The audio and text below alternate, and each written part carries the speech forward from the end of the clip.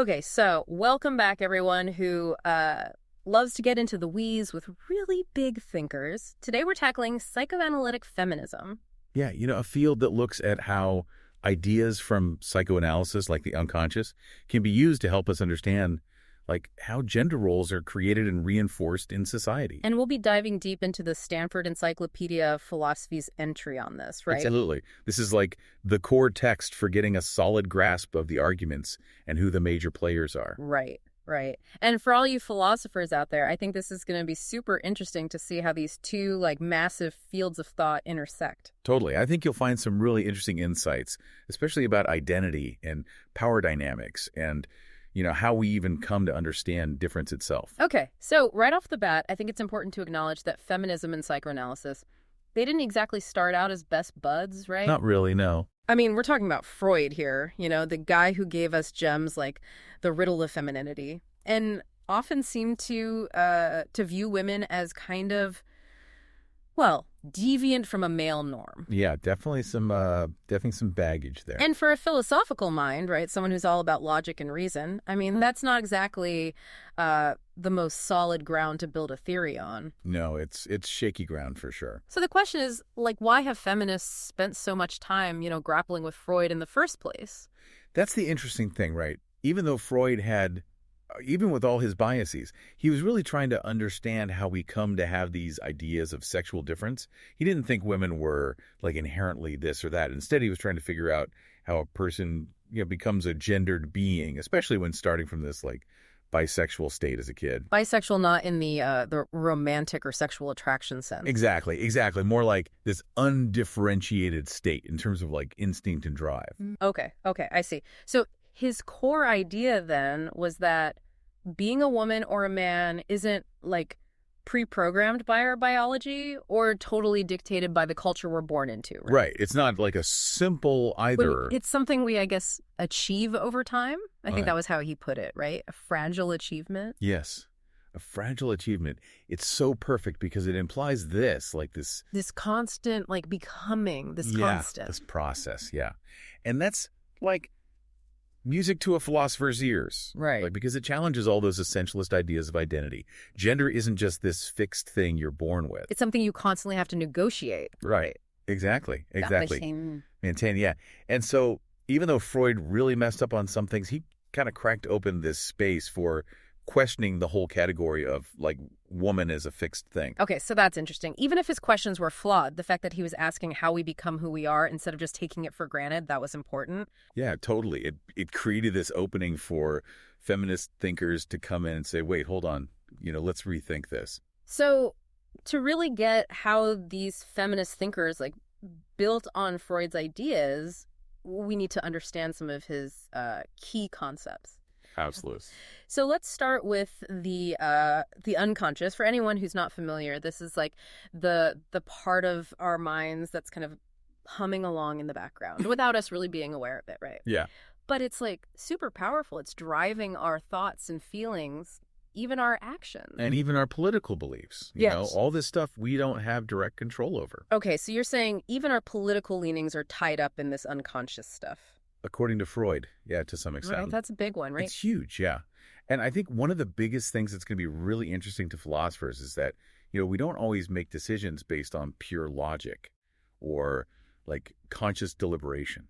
Right. There's this whole other level of what? Yeah. A basement level of our minds that's kind of pulling the strings, right? Oh, exactly. And this is where Freud really brings in sexuality, right? Absolutely. He says the unconscious is deeply tied to our drives. Things like the libido, the sex drive. Right? And the death drive, too. And the death drive. Okay. And these drives, you're saying, they're not just our basic animalistic urges. Right. It's not just that, no. There's something more to them. They're these psychic energies that are always shaping us, influencing our desires and how we relate to other people. And they're also shaped by the symbolic systems we live in, right? Mm-hmm. Language, social norms, all that stuff. Absolutely. Okay, so our sense of who we are, what we believe in. It's not always a totally conscious, rational thing. Right. So much of it is happening under the surface unconsciously. Totally. And here's where it gets even more interesting for feminist thought. Freud, he also said that we all start out with this, like, bisexual disposition as kids. Again, not about who you're attracted to. Look, right. It's about something else. Right. It's not about that, no. Something more fundamental. Yeah, more like our instincts and drives aren't yet set on being, male or female. So he's saying that, like, gender identity isn't necessarily fixed from the get-go. It's not, like, written in our DNA or anything. Oh, right. It's something that develops. It develops, yeah. And he even said that sex identity, quote-unquote, is achieved. Right. And therefore, potentially, unstable. Yeah, that was, like, a key insight. Okay, so unstable, what does that mean exactly? Okay, well, this is where the whole Oedipal complex comes into play. But before we get into that, we got to talk about Freud's idea of infantile sexuality. Right, because he didn't always think this way, right? About sexuality in kids. Oh, yeah. Initially, he actually believed that hysteria, a very real mental disorder, came from, like, actual childhood sexual abuse. Oh, wow. Okay, so he kind of flipped his thinking on this. He did, yeah. Later on, he started to really emphasize the power of our unconscious fantasies. Okay, so our internal world, our inner fantasies and desires, right, became central to his whole understanding of the unconscious. So this is a huge shift, right, from focusing on external events like actual abuse, right, to this internal landscape of, like, psychical reality. I think that's the term he used. Yes, psychical reality. And this is where, I think for you as a philosopher, this is like a major moment, this shift from external truth. Exactly. By the truth of our internal experience. Huge implications, yeah. Really huge. Okay, so let's get into this Oedipal complex, because this is like the prime example of this unconscious stuff, this inner theater playing out. Yes, the Oedipal complex. It's like the central drama in Freud's view of how we become gendered subjects. And it all starts with the mother, right, for both boys and girls. Yeah, the initial attachment is to the mother. And I think Freud even said, like, the little girl is a little man at this early stage. He did, yeah. Okay, little man. I can already see, like, the feminist critique coming a mile away. Right, totally. But why did he even say that? Well, because in Freud's view, both the boy and the girl have this, like, primary desire for the mother. And at this stage, he was still thinking in terms of a single masculine libido that drives both sexes. A masculine libido, even for the little girl. That seems a little off, right? Yeah, it's definitely a point of contention, right? It definitely becomes problematic later on. Okay. But the idea is that, like, the mother is this original object of desire, and Freud kind of equated desire and activity with masculinity. He also, at this time, thought of the clitoris as, like, a kind of mini penis, and linked clitoral pleasure with phallic enjoyment. Okay, so he's seeing a parallel there. Right. But still, I mean, attributing masculinity to the little girl's desires, that's pretty audacious. It is. And Freud does acknowledge that in this pre-Oedipal phase, sexual difference is kind of fuzzy. It's not until the Oedipal complex comes into play that things really start to get sorted out. Sorted out in terms of, like, how the boy and girl identify as male and female. Yeah. And it's all tied to how they understand this concept of castration. Okay, so this is where the infamous castration anxiety and penis envy come in, Right? Exactly. That's the heart of it. So let's break it down. First, for the boy. Okay. So for the boy, he's got this strong attachment to his mom, right? Yeah. He wants her. But then he sees his dad as, like, this rival, this big, powerful figure who also has mom's attention. Okay, so classic love triangle. Right. Except with, like, way higher stakes. Way higher, yeah. Yeah. Because the boy, according to Freud, develops this fear of castration. He thinks, if I keep vying for mom's attention, maybe Gad will. Yeah, I get it. Get rid of the competition. Yeah. So to avoid that, to avoid the perceived threat of castration, the boy starts to identify with his father instead. He's like, okay, I'm going to be like Dad, follow his rules, internalize his prohibitions. And that's how the superego is formed? Exactly. That's the birth of the superego. Okay. And then the boy's sexual desires, they get, what, like, redirected? Yeah. They shift towards other women who kind of resemble, the initial love object, the mother. Okay, so in Freud's view, this is, like, a relatively clean resolution. It is, yeah. The boy successfully navigates the Oedipal complex, and boom. He becomes, a proper male subject. Right. But for the girl, it's not so simple, right? Oh, much more complicated, according to Freud. Okay, so walk us through it. What happens for the girl? So for the girl, she doesn't have this fear of castration in the same way because Freud believes that she already perceives herself as castrated. Because she doesn't have a penis, right? Exactly. And this is like the crux of the whole penis envy idea. It is, yeah. So the girl realizes, hey, I don't have what my mom doesn't have. And what my dad and brother have. Yeah, it seems like a big deal. A really big deal. Okay, so what happens next? Well, according to Freud, this realization, this lack, leads the girl to shift her love from her mom to her dad. Not out of fear, but out of envy. Envy for what the mother doesn't have. Exactly.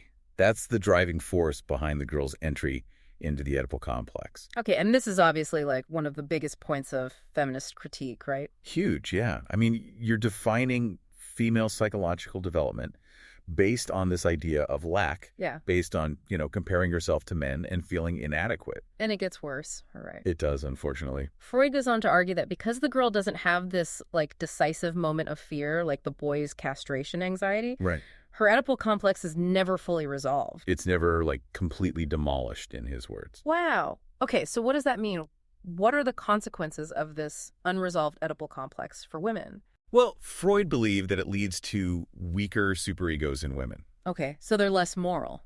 No, not necessarily less moral. It's more like they have a harder time sublimating their desires. Sublimate. Yeah, like channeling their energy into, creative or socially acceptable outlets. Okay, so he's basically saying because of this unresolved Oedipal stuff, right, women are somehow less capable of, controlling their impulses. And that femininity itself, ultimately manifests as this desire to be the object of male desire. So she's always looking for male approval, male validation. And her own desires, her own agency. Yeah. It all takes a backseat. Wow.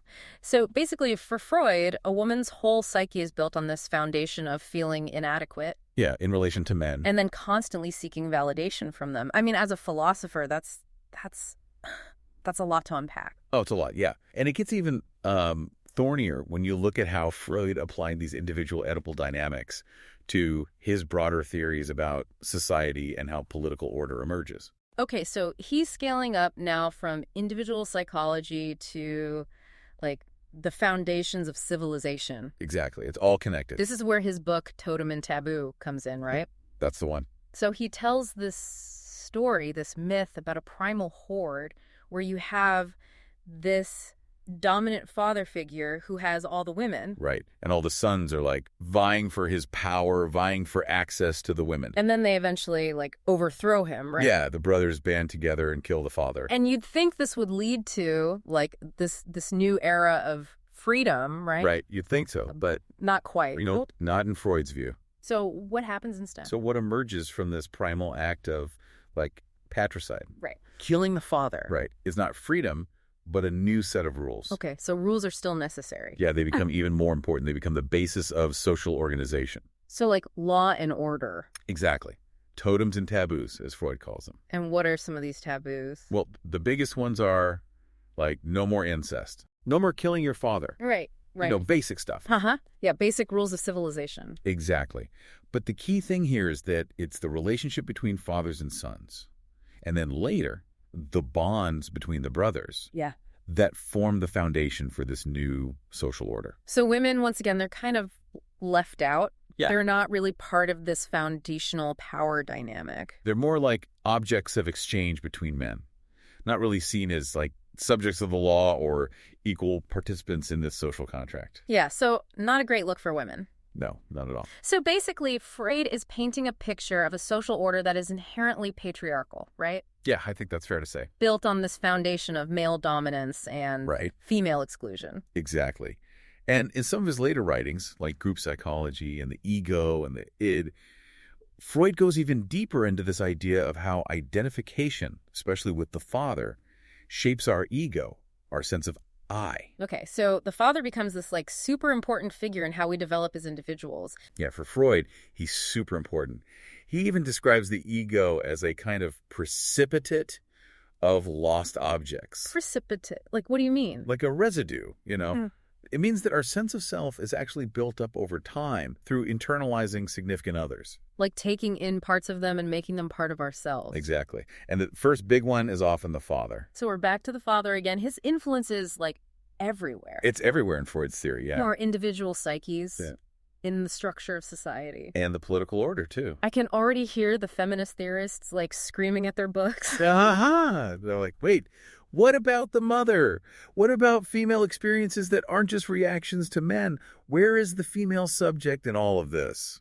And those are, like, the million-dollar questions that launched the whole field of psychoanalytic feminism. Exactly. So even within Freud's own circle, there were people pushing back on his ideas. Right. There were like rumblings of dissent from the very beginning.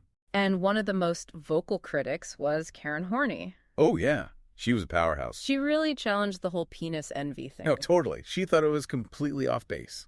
And she argued that women have their own inherent feminine disposition, right? Yes. Not just this, like this. This derivative of, like, not having a penis. Exactly. She's like, women have their own thing going on. Right. But in a way, by saying that femininity is, like, this inherent thing, isn't she kind of going against Freud's emphasis on the unconscious? That's a good point. She's kind of like bringing back biology and social forces as the main explanations. Right. And Freud was all about the inner workings of the psyche. Exactly. So it's interesting, right? Like, even though Horney's aims were clearly feminist. Oh, yeah, for sure. She's kind of stepping away from some of the core principles of psychoanalysis itself. She is. Okay. But then you have Simone de Beauvoir. Oh, yeah. Who really brought a philosophical lens to this whole feminist critique of psychoanalysis. Totally. She's like the OG. In her book, The Second Sex, she takes Freud to task. Big time. She does. So what were her main problems with his framework? Okay, so first of all, she was super skeptical of Freud's idea of the single masculine libido that drives everyone. Right. Like, he was just taking male experience and, like, universalizing it? Yeah. And she was like, no, that's not how it works. You're completely ignoring women's experiences, their perspectives. Right. And especially the experience of being the other. Right. Absolutely. That's, like, a core concept in Beauvoir's work. Total cornerstone. So she's basically saying Freud is taking male privilege for granted.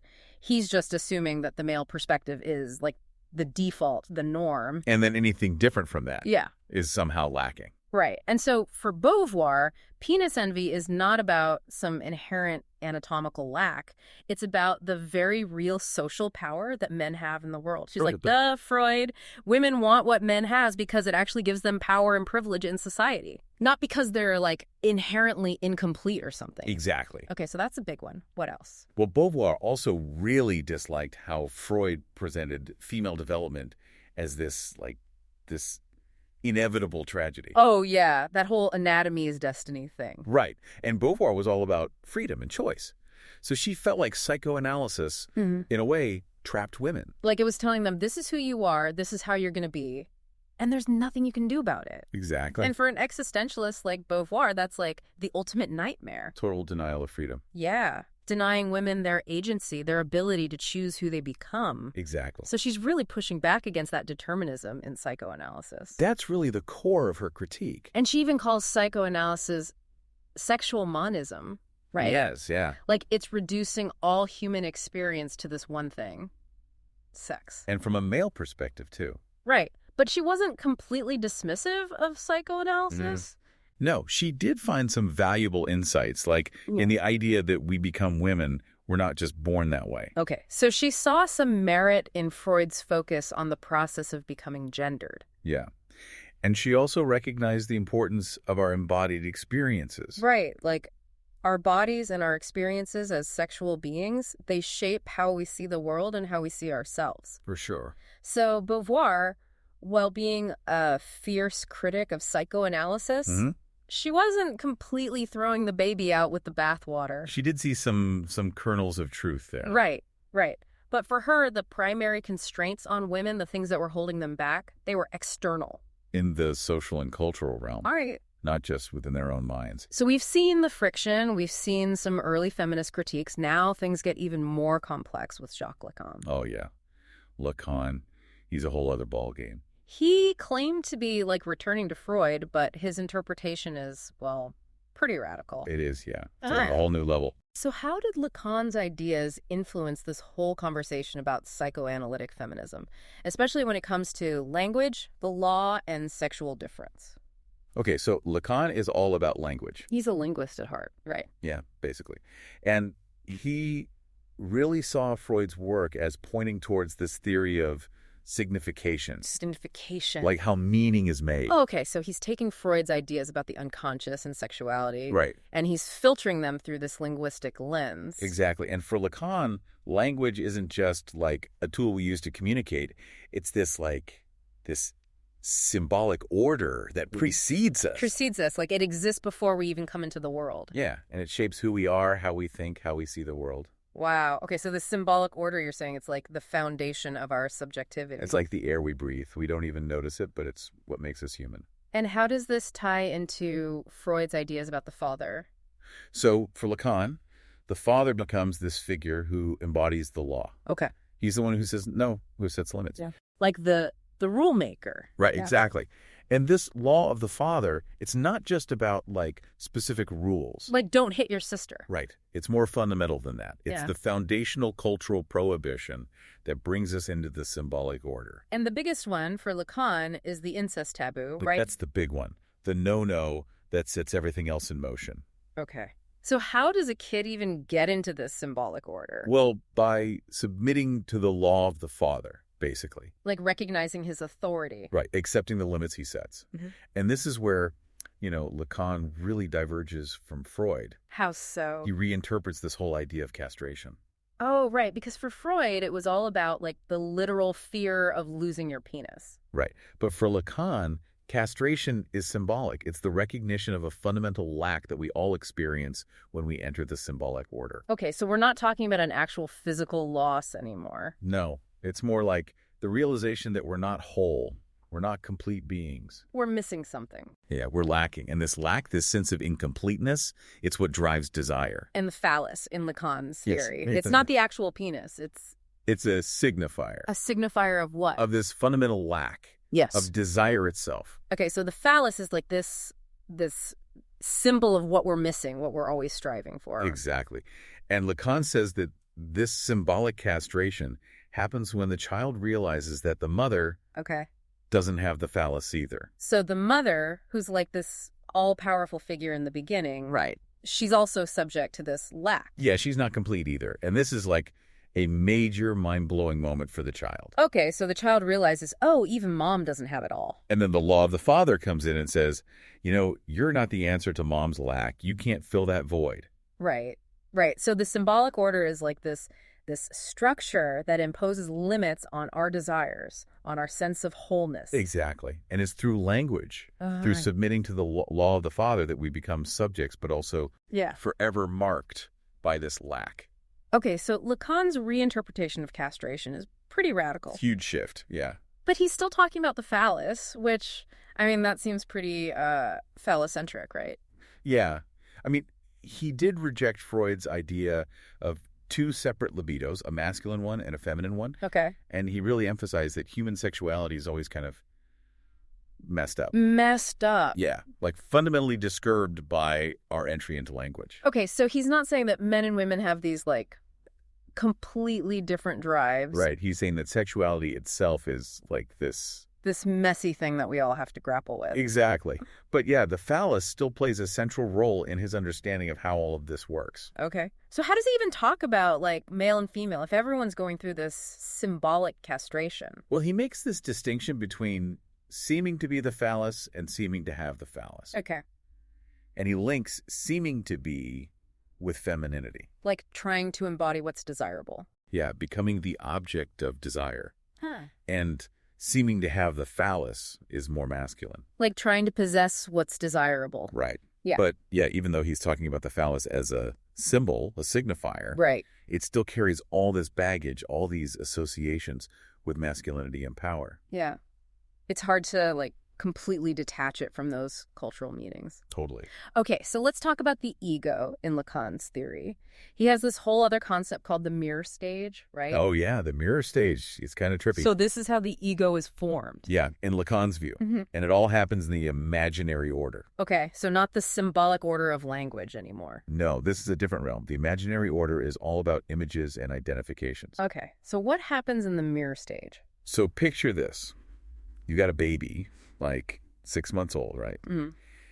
And they see their reflection in the mirror. Okay. And for the baby, this is like this mind-blowing experience because they see themselves as this whole unified being. Right. But they're not actually whole yet, right? No, they're still kind of like fragmented. Their bodies aren't fully coordinated. Okay. But the reflection gives them this illusion of wholeness. So they misrecognize themselves in the mirror. Exactly. And this misrecognition is what forms the ego. So our sense of I, our ego, yeah, it's built on this initial illusion. it's like a fundamental misapprehension of who we are. Wow. I can already see, like, the implications for philosophy here. It's huge, right? Huge. I mean, if our very sense of self is based on this... This is misrecognition. This illusion, then. Yeah. What does that even mean for self-knowledge? It really throws everything